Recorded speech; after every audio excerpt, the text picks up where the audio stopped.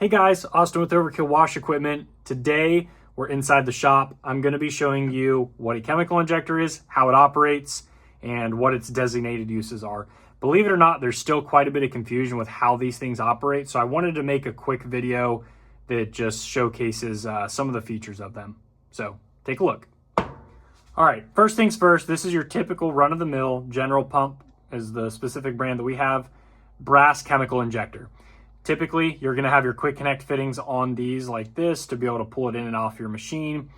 As you can see in this one, it has an interchangeable orifice, so you can adjust the orifice size for whatever machine you have.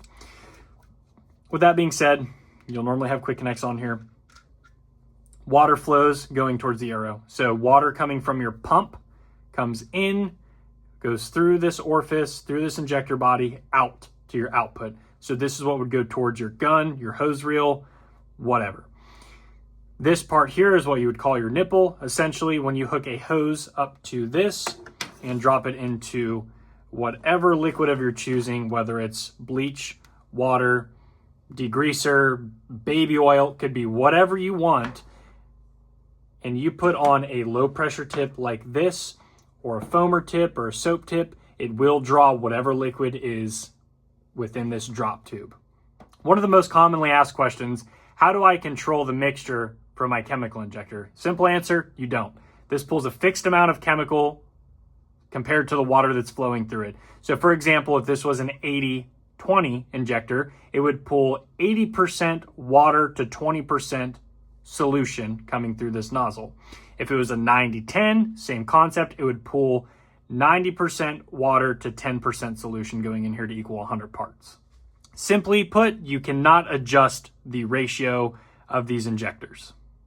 Another common issue we see with the chemical injectors is contractors are constantly keeping these in line while they're surface cleaning, turbo nozzling, or using high pressure applications. What you have to remember is all of that water from your machine is trying to squeeze through this orifice to be able to go to your surface cleaner or your turbo tip. So instead of the water being able to run through this, you're now choking it down and it's putting unnecessary strain, and simply it's wasting a lot of time. You have to remove this chemical injector if you don't have a typical bypass system.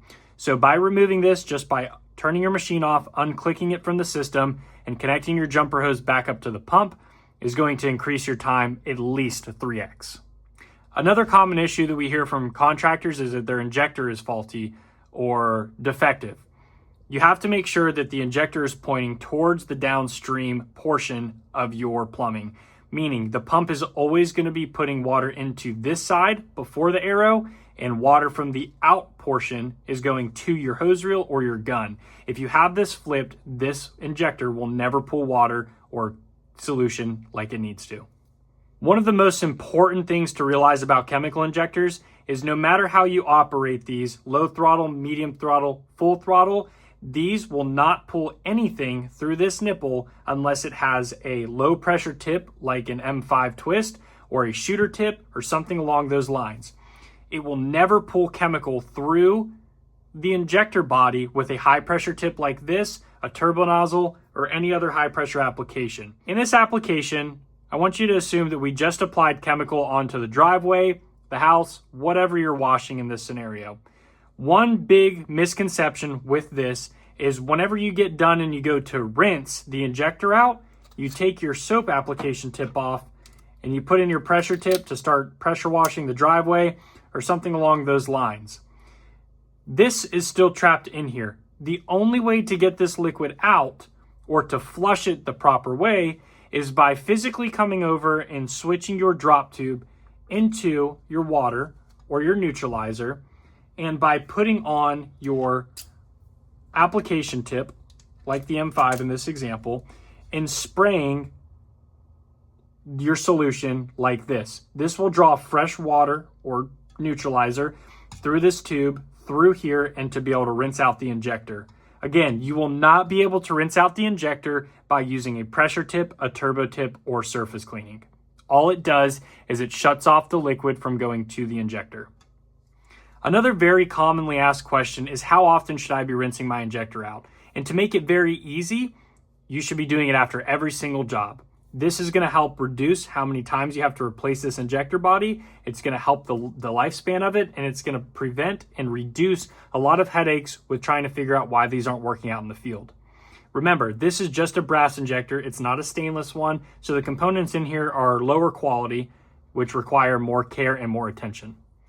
A good habit to get into to ensure the lifespan of these injectors is after you get done with your job, whether it's a driveway cleaning or a house wash, you can disconnect the hose from the output of the chemical injector, which will allow low pressure water to flow out.